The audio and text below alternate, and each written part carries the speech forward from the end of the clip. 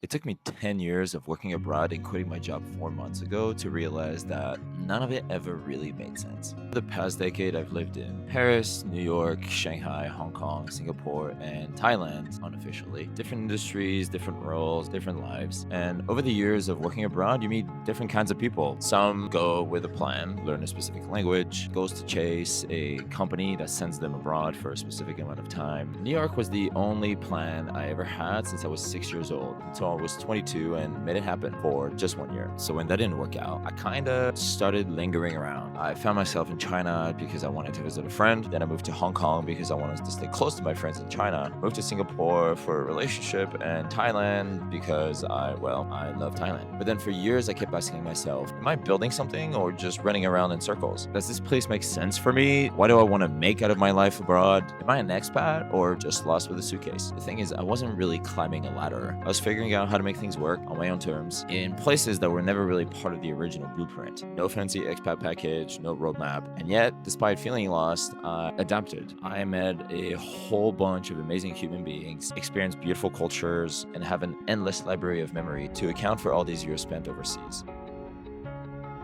Someone very wise and dear to me once told me that home is where the heart is. And you know what? My heart is in every one of those countries that I've lived in. Definitely not because of the jobs I had, but thanks to everything else that I had going on in my life. So for those who've lived abroad and feel lost, like you don't quite know where it's all going, first of all, obviously you're not alone. And secondly, I realized that feeling lost is part of the deal. But over time, that feeling shapes a version of you that's more resilient than you think. And that's a real win. It's not about whether the place makes sense or not based on the job, but it's really about the people, about the energy, about the culture, about the city itself and how it makes you feel beyond the corporate world. And really, it's about whether you can find meaning in it.